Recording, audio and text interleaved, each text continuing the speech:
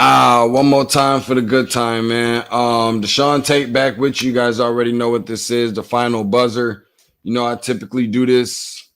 What was at one point every Monday through Friday, concluding all the playoff games, but now it being more of a matter of doing it every single night. And of course, I'd be remiss. I wouldn't be myself, man, if I didn't have the homie. Bring the homie back in, the natural. You know what I'm saying? The homie where it all started from. Yo, we took the stairs up, bro. No elevator, no escalator. Sitting back and recapping this thing, my dude Iron Mike Dyson, man, basketball aficionado. And as I always call him, the analogy expert. Now, throughout the course of this show, y'all going to see as we do this recap, like to try and keep it somewhere between right around 20 minutes or so. And you guys know that we do this 15 minutes after the game concludes. Now, I have to make sure that I throw this out there real quick first. Make sure you subscribe. This is basically just another platform, another wave to get some more subscribers, man. To take the podcast. I like to call it the most informational, most educational, and informative podcast or basketball content that you find in the form of podcasts. Anywhere you find your favorite podcast, that being iTunes, Google Podcasts, Spotify, Red Circle, Stitcher, the whole nine. Also streaming live on YouTube as well. Make sure that you follow along at Tate's Take Hoops, TATES, And of course, I got my boy Iron Mike Dyson with me, as I said. Follow him on all social media platforms at the Delegate24, at THEDELEGATE24. Now, let's go ahead and get this thing started, man, because we've seen some outstanding basketball tonight. Iron Mike, the number 3 seeded, fighting for their lives, it kind of probably felt like. I'm sure they kind of took that approach. Boston Celtics defeating the number 5 seeded Miami Heat, 117-106 in Game 3 of the Eastern Conference Finals. Let me get this off my chest first, because I expressed to you, Dice, that something that had been bothering me for quite some time, okay? When we start talking about where the separation is between flagrant foul penalties from regular basketball plays, these games is being drawn out way too long, far too stretched out. You know, I'm starting to feel that there's some player entitlement in a lot of these reviews, and keep on going back to the board and giving this signal to go back and review. I got my own frustrations, bro, but I want to get some of your feel from it first, because some of this stuff is not excessive and it's just basic basketball plays. And they're talking about how it's impacting the significance, and I feel like it's kind of impeding on some space sometimes, like what we saw in the fourth quarter late in the game with Jaylen Brown.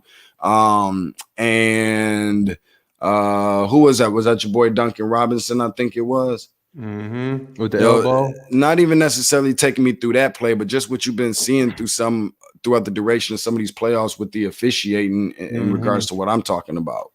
Well, it's so funny because subsequently I saw another play when Marcus Smart came down and shot the ball. He got the end one with like under a minute to go. And you look at the replay, he's coming like a flailing elbow, you know what I'm saying? Which looked more, flagrant than anything they called previously, man.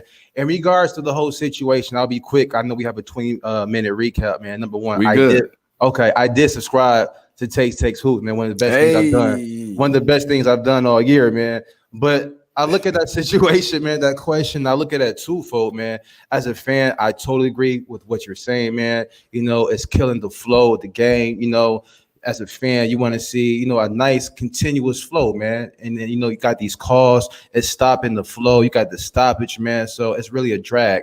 But as a player, though, I can't lie to you, man. It's a situation where it's a glitch in the system. The players know about it, and they're smart enough to manipulate it and exploit that rule. So until, and during the off season, when all the officials and the owners get together for like the little board of governors meeting and get together and discuss it, man, I think you will see like players continue to manipulate the situation, man.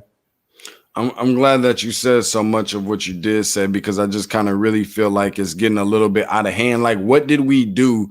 What I like to call back in the day now is like when an official made a call, you had to deal with the fact that they made that call and just start jogging back down the court before the other team get the ball out of bounds and start a transition, get on transition on a fast break themselves. But now it's like, there's so much there's so much influence by the players and putting pressure on a lot of the officials to make calls, and then they got to huddle up and discuss the call. Then they got to go back to the drawing board and review it and look at it from 100,000 different angles. And then, the players are the body's getting stiff at this point. The bones ain't loose no more. Now they got to get on the exercise, and it's just way too much. I think that they're just kind of oversaturating the situation. It's not making out for a really good brand of basketball at all. Between these two teams, first, let's start off with the winning team and what you saw the Boston Celtics do. What type of mentality you see them come out with? Because the reality is this. We seen or heard about the locker room dust up after game 2, whether that was between Marcus Smart and or Jaylen Brown from what I was hearing circulating throughout the league. And I'm sure you probably heard something similar. What kind of mentality did you see? Like, do you even think that had any kind of effect on their performance tonight and what you saw from them in terms of their body language and what looked different than it did in the first 2 games? I did not, man. I believe that the Boston Celtics team is a very cohesive team, a nice unit. They genuinely get together, man, get well together, get along together. Rather, they hang out on the court, off the court. I think the best thing that happened, though, following, that story that leaked out that they had some kind of blow up in the locker room, for the press conferences, Jaylen Brown nipped it in the bud. He said, I accept everybody on this team for who they are. Marcus Smart is a tough-nosed player. I appreciate that for the player he is. Jason Tatum came out and said, what's goes on in the locker room should stay in the locker room. So he expressed his disappointment that story was leaked. So that let me know they're a tight-knit unit. In regards to what I saw today, I didn't see much of anything, man. I didn't see any major adjustments. I just saw Boston execute this time. You know what I'm saying? In their first 2 losses, they were up by double digits, 15, 16 points in the second half. So for them, it's all about closing the deal. And, a lot of people were talking about that Eric Spoelstra was, running laps in circles, coaching on Brad Stevens. I mean, you got 2 wins on 2 games that came down to the last possession. That's not really out coaching anybody that dramatically. And it's just funny how smart you can be as a coach when you get your 4th best player in Hayward, Gordon Hayward, in his return today. And, he played very well, man. But to sum it up, though, I feel like Boston played with a perfect combination of a sense of urgency and control. Sense of urgency in the fact that they understood that they were down 2-0. But they had control in the fact that, we lost the first 2 games, but we could have won the first 2 games. So let's just be confident in the game plan and execute and alleviate all the mistakes we made previously. And that's what I thought we saw today. Now, I don't know if the pun was intended or not, but you done used the word smart twice since we've been on here for 2 minutes. So I want to go ahead and get started out on that. But I guess transitioning into that is a guy and being a coach that and Brad Stevens that you're not boy wonder anymore. You know what I mean? Like you're not that. People aren't gonna see you as people now start looking at you as the hunted instead of being the hunter, so to speak. And we know that he apparently, in my eyes, kind of got a chip on his shoulder a little bit from underachieving with some of the recent teams that he done had with and without Kyrie Irving. What kind of adjustments did you see him make in this game outside of, putting Marcus Smart on Goran Dragic, who a lot of people just don't really seem to be paying attention to the Dragon very much. But if you look at not just this series, not just the last series, not just this game, but just all of the games, he has been pretty much like the unsung hero. He has been that factor that had stuck out like a sore thumb, obviously forcing Duncan Robinson to check somebody. You know what I mean? He's somewhat like a defensive liability. So that stuck out to me.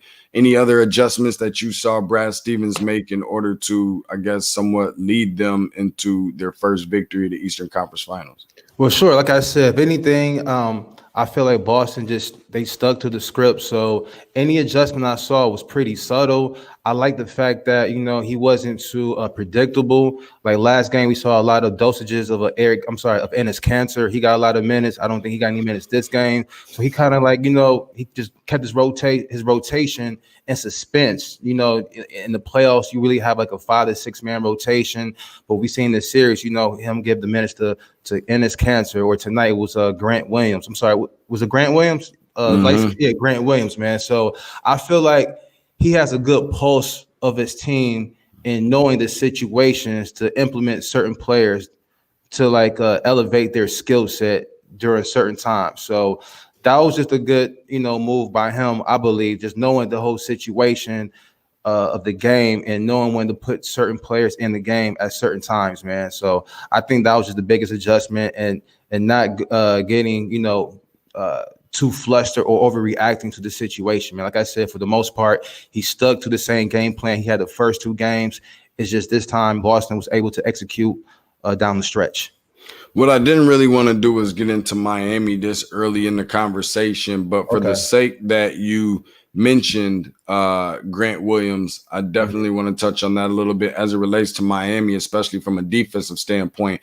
I was thinking coming into the game, if you're Miami, ideally you should try and force Daniel Tice into some foul trouble situations similar to what you did early in the game of game 2, and just basically being aggressive at the rim in order to put him in some foul trouble, and forcing Brad Stevens to kind of utilize his thin yet very offensive limited and talent limited, inexperienced front court, being Robert Williams, who you usually see a lot of in the first quarter, Grant Williams, who you usually see a lot of in the fourth quarter, him being an SEC Player of the Year recipient, first team All-American coming out of Tennessee. He brings some personality. He brings the energy, 22nd pick of the draft. As a rookie, I think he's been doing a good job. So I wanted to make sure that I mentioned that.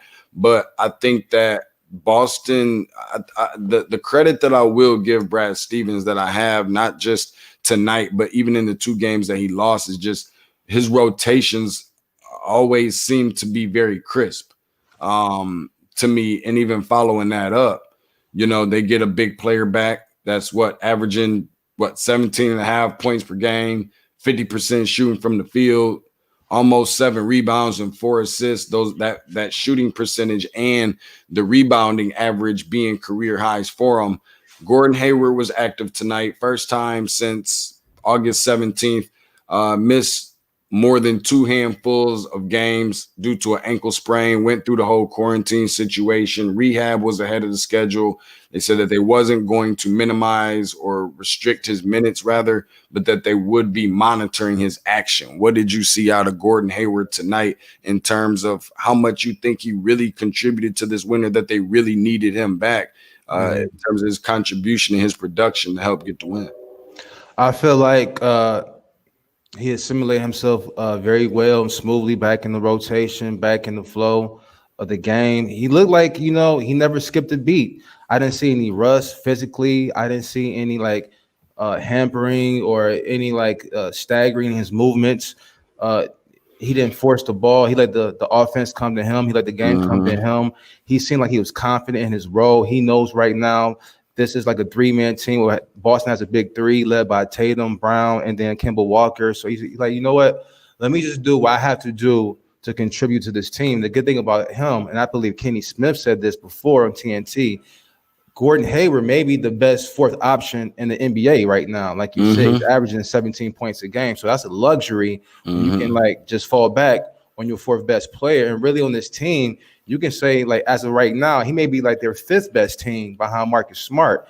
He's coming up big in the clutch, man. So I really feel like Gordon Hayward did a good job of not forcing the issue, letting the game come to him, and not disrupting any chemistry that Boston has. If anything, he was being an asset as opposed to he wasn't making his teammates feel uncomfortable or they feel like they feel compelled to force feed him the ball. You know what I'm saying? He wasn't a distraction in no way. He just, assumed the position, man, and he played well.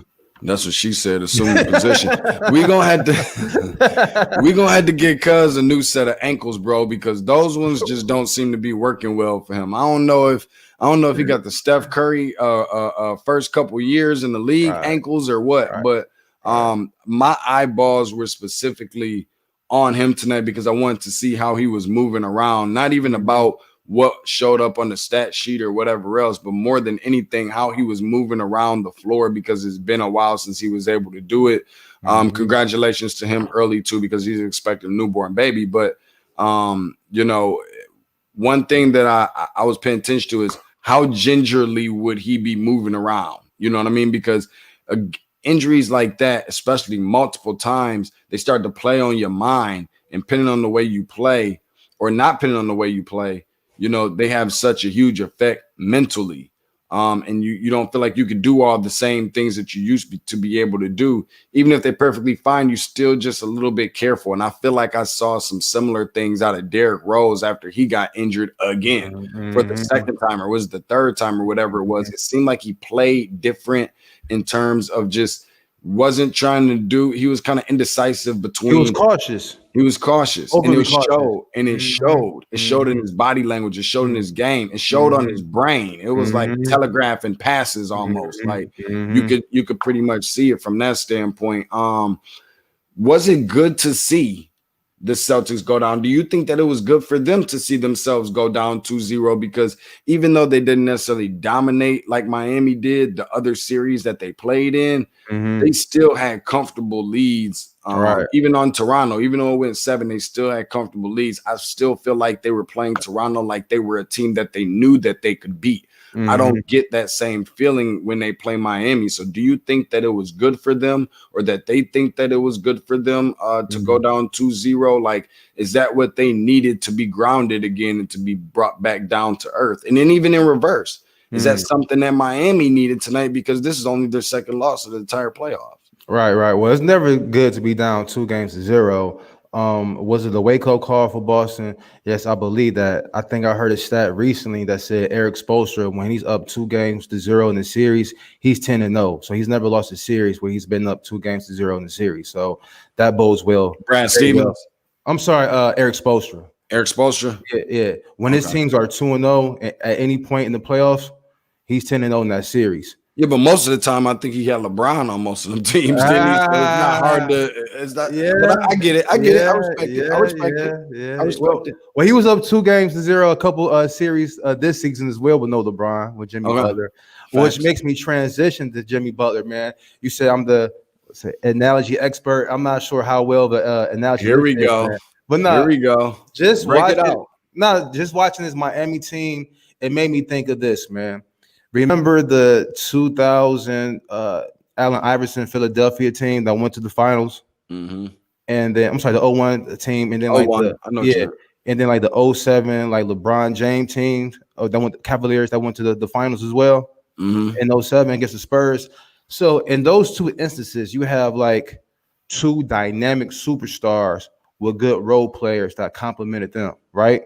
I feel like with this Miami Heat team, it's the inverse or the reverse of that. You have a dynamic role player or dynamic role players on that team with a good superstar, meaning that Jimmy Butler, he's like the superstar on that team, but he's not dynamic like a LeBron or an AI that I feel like he can like single-handedly put that team on his back and give you buckets. Meaning like Jimmy Butler, he can't single-handedly go on like a 11-0 run. But he can be a part of an like 11-0 run. He'll get a couple blocks, a couple steals that'll lead to like, transition points, a couple steals, a couple of assists and so forth. So I really feel like at this point in his career, Jimmy Butler's on that team, at least on the Miami Heat team, his success and his production is based on the success of his teammates. It's heavily dependent on that. You know what I'm saying? You're not going to see Jimmy Butler go on a 13-0 run or give you like 4 or 5 buckets in a row. His success, it really depends on that team. So to answer your question, man, how does Miami feel about that? I feel like, and Jimmy Butler said the other day, he said, you know what, we don't feel, comfortable until we're down in the game. We like the cardiac kids, and we come back, man. So whether they're up or down, I just feel like Miami has a confidence that they know that their team is so complete and legit. You know what I'm saying? That they can like overcome any situation at any time. But when it comes to Jimmy Butler, though, and I don't think that fact that Miami can like overcome any situation at any time is because of like, okay, the exploits of Jimmy Butler. He just gave me 40 or 50 points. Is Jimmy Butler like giving me like dropping off to Duncan Robinson for like 4 or 5 threes, or to like Tyler Hero for 5 or 6 threes, or Bam Adebayo having a good game? You know what I'm saying? I think their success is really like a team effort, man. So that's what I feel about Miami. So I don't feel like, you know, they want to be down 2-0 or feel comfortable up 2-0, but I really feel like because of that stat I told you earlier, with Eric Spoelstra being up 2-0 in the series, that they're 10-0, that they're going to finish the deal, man. No, what you mentioned about Jimmy Butler, I thought was really key with him saying, you know, we feel like we're the comeback kids, and, you know, nobody really give us a chance again. Like talk in comparison to what I was saying about Brad Stevens. Now they've gone from being the hunter to the hunted almost. So while they haven't necessarily played these last couple series, or definitely the last series against Milwaukee, as the favorites, now they're starting to kind of move more into that role. And that could potentially be scary for them because it's something that they're not necessarily used to in terms of being the team that is expected to win versus one that wasn't. And I want to ask you this real quick because I definitely want to get into something else pertaining to the box score. But, you know, it still relates to my last question in terms of, can Miami use some humbling a little bit? Like, do you believe in and I really hate I really hate this motto or this term, but I heard people say it multiple times when they say, you know, that was a good loss. Or a team needed that loss. Yeah, like I'm the type person is like, if I can go undefeated, bro, like why do we need to lose? Like for what? You know what I mean? And I was trying to see if you was on board with that, or even if you even understood what people mean when they say that. So I guess that's my question to you. Do you believe in a team needing a loss, or even a team having like a good loss? It depends, man. I definitely don't believe in moral victories. That's for sure. Anytime I subscribe to that theory of like a team needs to lose, it's usually in the regular season. Like I don't want my team to peak too high, like during the end of the season. Like if you're the Denver Nuggets, I don't want you winning like 22 games in a row to end the season. And then like the last week, you resting all your starters, you know what I'm saying? Then you come out in the first round and you're looking rusty and stuff like that. Then you might lose a couple games. You might lose in the first round. So I'd rather you lose, you know what I'm saying, at the tail end of the regular season, coming to the playoffs and peaking, as opposed to like, if I can go undefeated at any point in the playoffs, that's what I'm trying to do. You know what I'm saying? If I can like, yeah, man. So if I can avoid any kind of loss in playoffs, that's what I'm trying to do. I do see what you're saying, man. I feel like those kind of losses, bro, I've seen that happen before. Like maybe in the Cleveland Golden State 2016 finals, when Cleveland went down 3-1. That game that they lost to make it 3-1, they gained some kind of confidence. You know what I'm saying? Like, okay, we saw a little chink in Golden State's armor. So in that regard, okay, it's good to have not a moral loss, but to like understand that this team can be beaten and we just come through the next game with the proper adjustments. But to answer your question, no, playoff time, never lost, bro. Never lost. My question is, you know, can Duncan Robinson coming into the game, can he make it 2 in a row? He's been kind of non-existent for a few games, not nearly as much as we've been seeing from Kendrick Nunn. But, you know, there were some times we obviously, and a lot of that is because of that inability or the liability in terms of playing defense. When I say, can he make it 2 in a row? We saw what he did in game 2 where he looked fantastic.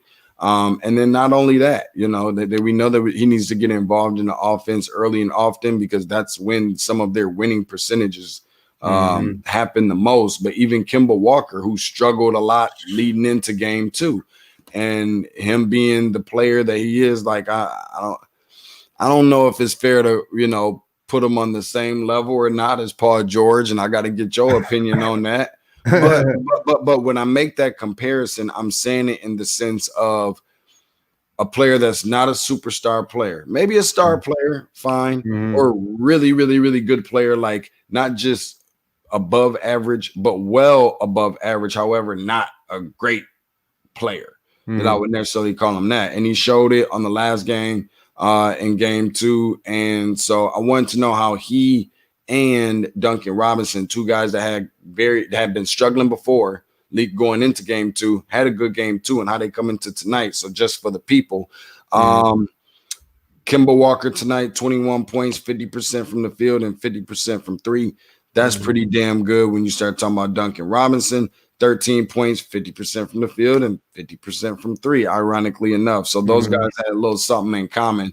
Also talking about Boston. The points in the paint points tonight was just a complete obliteration. Like they destroyed Miami in the paint. But my last point about Boston, and this is a question to you. Who is Boston's best? I ain't talking about who's playing the best, this and that.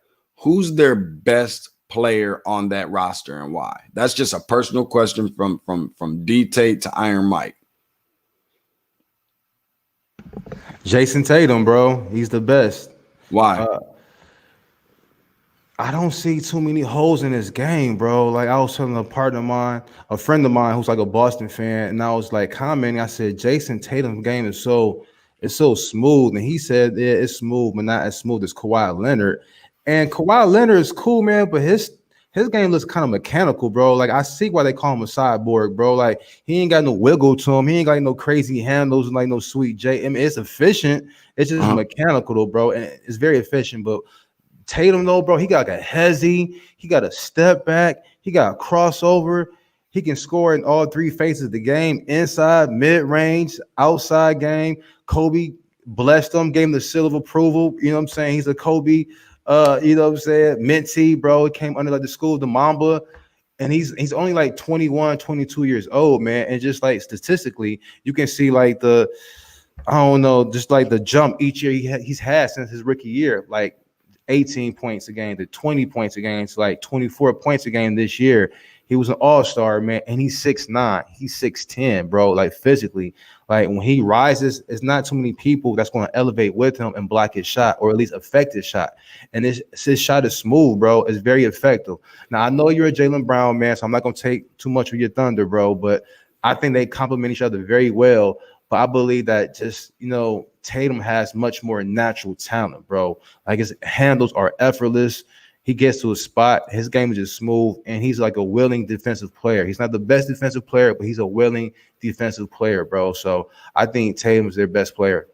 I can respect willingness, and I'm not saying that this dude is the best player on the team, but like, how long before we start calling Jaylen Brown the Celtics' best player on this team? Or does Jaylen Brown have to end up on a different team to see, like, kind of like and I'm not saying he's this player, but I'm saying using the same role or the same scenario and situation, nobody probably would have said, even though you saw the flashes, nobody probably would have said that James Harden was the best player on that Thunder team. And even though it's still arguable or inarguable in some people's minds that he's a better player than Kevin Durant, I think he's shown that he's much, much closer to being as good of a player as Kevin Durant after he left and then went to Houston. So I could see a similar situation like that. I like that Harden was a 6 man of the year. I like T-Mac and Vince Carter kind of like situation in Toronto. But go ahead. I didn't mean to cut you off though, bro. Yeah, no, it's all good. But I they're going another dice analogy. So I was just trying to channel my inner dice analogy on that one, bro. But I was just curious to that. And in some cases, and he come from ATL and I've been around for a minute and watched a lot of these dudes that come up through the ATL and Atlanta Celtics and different grassroots basketball coverage and different stuff like that. But sometimes I'll be, and it's hard for me, not really hard for me to say that, but in some cases, I'm not always that willing to give that kind of credit. You know what I'm saying, to somebody over the light-skinned brothers, bro. So I got to show some love because Jaylen Brown is just that real like that. And in some cases, I'll be kind of feeling like he is kind of playing in Jason Tatum's shadow sometimes because all the love always seems to go to Jason Tatum. Like he's always the guy that's featured. He's always the guy coming in and out of commercial breaks or when they're previewing the games and so forth, it's always about Jason Tatum all the time. And so I don't know. I'm just feeling that way, man. So I just want people to deal too. I feel you, bro. Yeah. I just want people to keep their eyes and their ears open about Jaylen Brown, bro, because it's gonna be. I feel like, at least what I feel like, we here for the people and to give the people the in advance information. That I really feel like there's gonna be a lot of people down the road that's gonna say, like, yo, I didn't know that I didn't know that Jaylen Brown was really like that at Boston. You know what I'm saying? I just got that feeling that that's what's gonna happen. Go ahead. I can see it. Now, to add to your point though, he has that want to though, bro. Like, Tatum, sometimes he appears, he comes across to me on the court like, oh, I'm too cool for school. You know what I'm saying? I'll get a buck when I want to. Like Jaylen Brown, he's going light skin syndrome, bro. Yeah, light skin. Jaylen Brown is going at you. He's like relentless though, bro. Like his motor, his engine, like he's always aggressive. He's always going to the rack and trying to make something happen, bro. So that's very appealing to like real basketball aficionados like ourselves. Yeah, I want to say this real quick before we get ready to conclude and just talking about Miami, obviously coming in, as I mentioned, 10-1 record, entering game 3, and even more so, talking about Miami, the job that they have done from the charity stripe, bro, I like to call it the free space on the Tate's Take bingo card. Like that's been their bright spot, bro. They ranked second in NBA in the NBA playoff bubble in efficiency percentage and even in conversion and attempts when it comes to the line. And I would definitely want to give some credit to a dude who's been playing lights out of his mind, the youngest player playing in this series. Tyler. I don't know how in the hell he made NBA all rookie second team. But that happened in some kind of way, and I respect it, bro. White boy got a little swag to him. He got some drip. Man, you was just talking about his suit, the suit game he came with the on draft night. Absolutely, Cuz got some. Bro. He got some work for you too, and he can leap a little bit. Like he's not just. Yeah. This is what I love about him, and I'll let you speak on the behalf of him before we conclude. But he's not Duncan Robinson, and that ain't no slight on Duncan because Duncan is a lights out shooter, as is Tyler. But he's not just a shooter. Like Tyler can put it on the floor. I ain't saying Tyler is gonna punch one in on you, but he might if you think that you about to step up. Like if I get the feeling, and I could be wrong about this. I don't know Bam Adebayo from a can of paint. You know what I'm saying? But I wasn't surprised to see Bam get the big block that he did, and what was that, game 1 on Tatum, because it was a challenge in his mind. It was a challenge knowing that this is a star player getting ready to come up and try and yoke one. We psychoanalyzing over here. Okay. Yeah, just a little bit, bro. That's what I do. But I kind of feel that's a little different. Yeah. If it was Tyler, that maybe his urgency to get over wouldn't have been as quick, because with the mind, it's like I could realistically see Tyler Hero, as crazy as it sounds, bro. I ain't been drinking tonight, I promise you. I can realistically see Tyler Hero punching one on Bam before I could have seen it happening with Tatum, just because of the expectation wouldn't have been that he was going to do that, if that makes sense. Talk about what you've been seeing out of Tyler Hero and how serious this dude is. Man, you made some great points, man. I mean, Tyler Hero, there's not much I can add to that with the swag. He is a Midwest boy from Milwaukee, man, so that probably has something to do with it, man. He's just a light-skinned. I'm gonna trade Tiger Woods for Tyler Hero, bro. He's a light-skinned dude now. You know what I'm saying? Tyler Hero is he's lighter than us, bro, but he's a brother though, bro. His game, I knew you didn't ask me this question. His game, just his aura, his swag, he reminds me like a more athletic, like Mike Miller a little bit, bro. You know what I'm saying? Okay, respect. I see what you did there. Yeah. Like a swaggy white dude with a J, get to the rack, a little wiggle, little handles and so forth. And that is the difference between Duncan Robinson and Tyler Hero, bro. Like Tyler Hero was more Reggie Miller, catch and shoot. You know what I'm saying? Tyler Hero can put, like you said, can put it on the floor. He can like hezzy. He can like shoot the J. And he will try to like attempt the game-winning dunk or the block, man. And that's just a testament of the Miami Heat culture. It starts with Pat Riley, it goes down to Eric Spoelstra, and it trickles down to Jimmy Butler, bro. And what you see is that whole mentality, man. You know, everybody is nameless. Nobody has too much of an ego. Everybody contributes. Everybody's not afraid to get dirty, man. There's no ego. We don't care who's scoring. If you got an open shot, you know, get your shot off and just do your thing, man. But I love Tyler Hero. Duncan Robinson, he's definitely more like a system player, man. But Tyler Hero, though, bro, I mean, at certain points, he's like really like that, bro. Yeah, he is like that. He's like a point guard, and like to your point about his athletic ability. I mean, it's been many games so far in the playoffs where he's had 7, 8, 9, 10 rebounds, bro. I want to say he had a triple double against Milwaukee in the playoffs, man. So I'm very impressed with Tyler Hero. And I told you, man, I'll tell everybody right now, if you're a first round pick guard from the University of Kentucky, if Coach Calipari coach you are doing your thing, man. Coach Cal has productive guards, at least lottery picks in this NBA, bro. So I'm not surprised with Tyler Hero's production. You can't say that about everybody coming from elite programs and institutions. Now that ain't no shade on K. That ain't no shade on Self. That ain't no shade on Boeheim or Izzo or nobody else. You know what I mean? But or Roy Williams and nobody else. But he definitely do his job. Now I want to make sure before we cut up out of here, Dyson, I mention this because we do have, and this ain't shade or a slight or a dig towards anybody else, but there's one specific person who consistently and persistently watches and listens to this show, who always chimes in on a regular basis.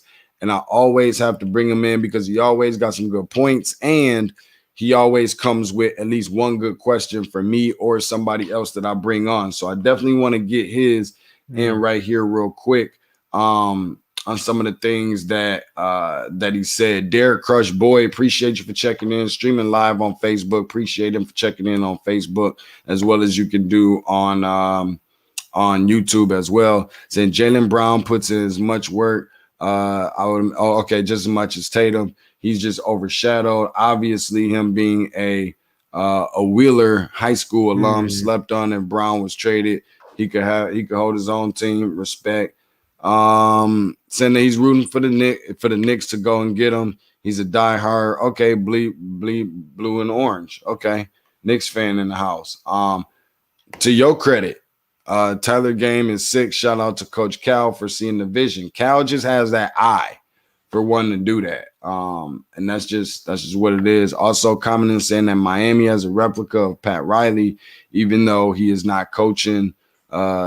They play like the old school Lakers, but they are definitely super solid. Now, in terms of his question that he had for us, I just want to say something right quick too, man. Now he made all great points. I mostly agree with everything, but to add on to the Pat Riley situation, I think what makes Pat Riley such a genius is he like adapts to the talent he has. Meaning, like when he was in LA, the Lakers, they were Showtime. Why? Because you had a 6'9" point guard running the show. You had athletes, people in the wings.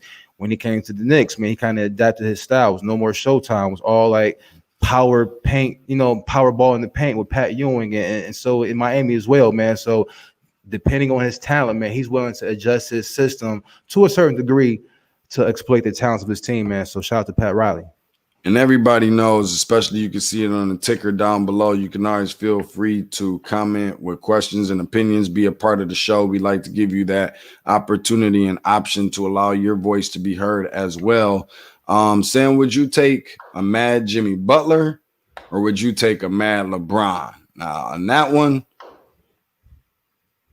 I almost don't even know what a mad LeBron really looks like for real, because he's always so passive. He's always just so, like, it's hard for me to take him serious when he gets angry. And most of the time I'm always seeing him crying about a call. Like I can see him going up for a move and then the ref blowing the whistle. And before the ref can even, him just getting angry and just always making that face and just always pulling one of these, bro. Like what's like, bro, we called it in favor of you, bro. You don't have to. LeBron is always under, it seems like, the mentality of being sought after for doing something wrong all the time. A mad Jimmy Butler or a mad LeBron James. Mad, I'm probably gonna go with a pretty pissed off LeBron, bro. But Jimmy Butler, when he get peed off, bro, he take it to a different level too. Yeah, there's no wrong answer here. I mean, just so many questions for your man D Boy. Like, what's the connotation? Like, we talking about mad in the street corner, in the alley. You know what I'm saying? Do I need like a goon? Oh, I to know hug me where I'm out? going with that one. That ain't even a question for But real. don't sleep on LeBron neither. The way that dude was 6'9". Wait. Hold on. But I didn't even tell you I wasn't going with LeBron. I assume you was going with Jimmy Butler, bro. Because I was. Okay. Oh, there you go. That's why I said don't sleep on LeBron, though, bro. But to your point, and I think what you're trying to say in so many words as well, though, bro. For the most part, LeBron has always been unbothered and positive. You know what I'm saying? Always just very upbeat, positive, and so forth. To a fault sometimes, though. To a fault sometimes, man. But he has showed recently, especially in this playoffs, that he can turn up a little bit. Ask Austin Rivers. Remember, Austin Rivers was mad, kind of threw the ball off his head against when the Lakers played against the Rockets. Did you see that? And then LeBron kind of turned around, and Austin like, "Oh, chill. I don't want no smoke." Like LeBron had that look on his face, bro. He didn't want that smoke. Okay, that's cool, but that's Austin Rivers, though. If that was Jimmy B, what do you think? Just hypothetically speaking, we ain't here trying to put these guys in a scrap or none of that. Yeah. But just hypothetically speaking, do you think it would have been the exact same thing had it been Jimmy Butler or you know what? And I'm not even saying that the Claw, I'm not even saying Kawhi is that type, but because you don't really know what's going on up here with Kawhi. Yeah. Like I'm not sure if LeBron, like I get the feeling LeBron on the same tip, like because we don't really know. I'm not sure if he would have. I mean, it is Austin Rivers after all. That's a fact. That's true too, man.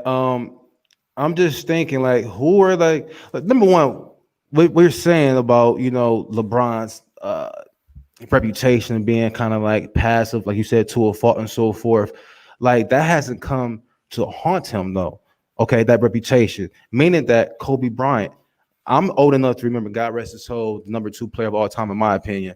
It was a point people hate on Kobe so much. The word on the street was he's soft, he's entitled, he's a rich little suburb boy. He don't want brat and all that. Yeah, prima donna, diva and all that. Yeah. So you saw physically players going at Kobe though. What's the most infamous examples? Just to see if you know me so well. What's the most infamous example of somebody going at Kobe? Chris Child.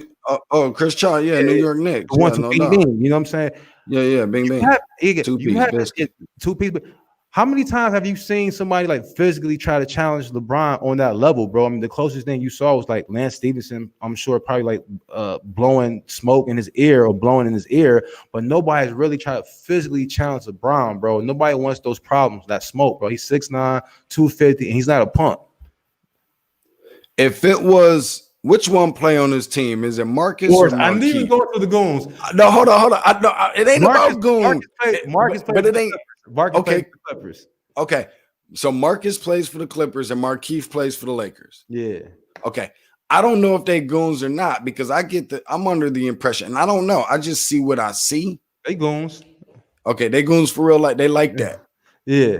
Okay, because I don't know. I think a lot of it is more bully. Yeah. You know what I'm saying? Than anything, but I don't really know for sure until I've seen you throw them. I've seen a lot of pushing people around and this and that, but I've never really seen no for real like swinging unless it's like on somebody that, might headbutt a dude that ain't gonna swing back or nothing like that. But D-Tay, so you a real one. You funny. D-Tay, you a real one though, bro. Real ones recognize real ones. And I know it's a lot of like fake tough guys out there, but and I don't know them boys like that. So I know, but I'm just not gonna give them the trophy either. Though, okay. I'm not just giving. We ain't just giving dubs away because if you want to crown them. That's not. But see, this is my thing though, Dice. We done came up and been around some areas where you looked at. We looked at dude A.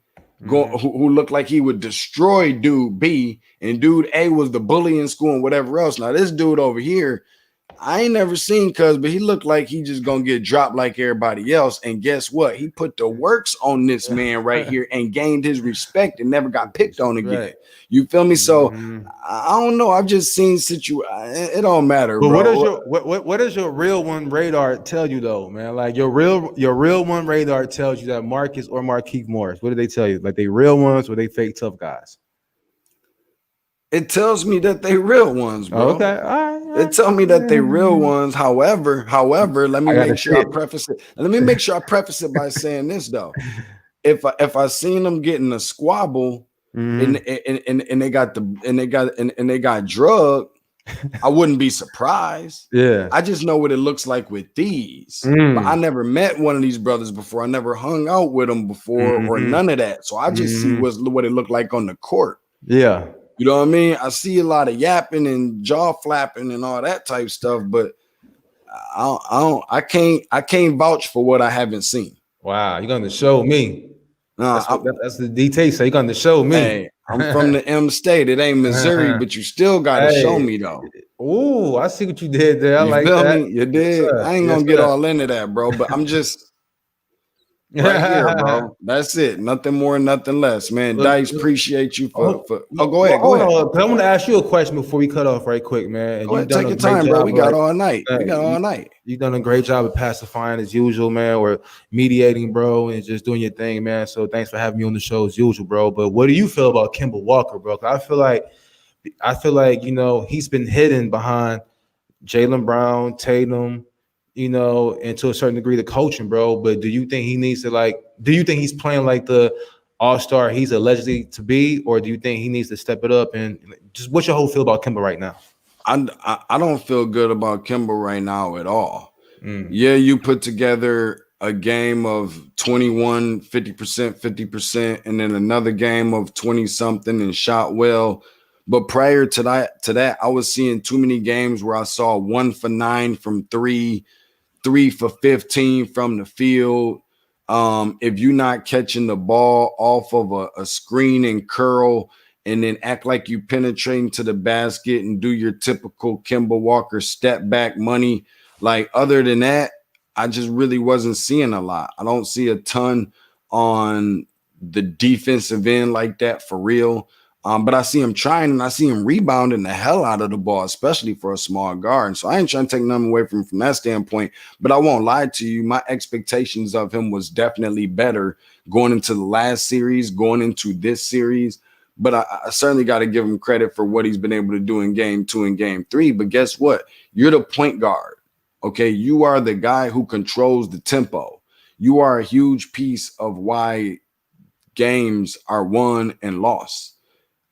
You are the coach on the floor. You are the traffic light, telling people when to stop, you come, and telling people when you stop and you come. You know what I'm saying? Like that's what the point guard position is all about, and what he's supposed to do. And then some of that I'm not really seeing. I'm seeing it out of Marcus Smart, but I'm not really seeing that out of him for real. You made a great point, man. I'm not impressed. My expectations are higher, but much like I said, in the same comparison, we was talking about Paul George. Like PG, people are so quick to throw superstar player, the expectation. My expectations from Paul George was not as high as a lot of other people, so I'm not nearly as surprised as a lot of other people were. I seen Cuz take a 3 late in that very last game in game 7 against Denver and hit the backboard. I'm like, I could have did that. Put me in the game. You ain't even got to pay me a eighth of that. I can hit the backboard too, So, and that's just facetious and whatever, what have you, kind of half jokingly. But I kind of see him in that same light. He's far from an average player. Depends on who you are and how often or how loosely you throw around the word great, then maybe a great player, depending on who you are. But my definition of great are those that are superstar players. And I don't see him as a superstar player. I see him as an all-star player, but not a superstar. And I already know what you mean by that. And I'm going to ask you probably, what constitutes as being a superstar player. But before that, you made some great points about Kemba, though, about not sulking and not letting his lack of offense determine his attitude and his contributions on the floor. Like he's still rebounding and doing other things. And that had me thinking, like, okay, you say he's not sulking. I was thinking about the point guard they had the last 2 years, Kyrie Irving, that we saw him when he didn't have a good game, that sometimes he would maybe sulk and he would take himself out the game in other ways. Do you think that this Celtics team right now, as presently, constituted, would they be where they at right now if Kyrie Irving was the point guard instead of Kemba? Would they? I'm trying to think of where they would be right. I'll be honest with you. Just looking at this series, what is it, 2-1? Mm-hmm. I think they would at least definitely be up 2-1 on Miami.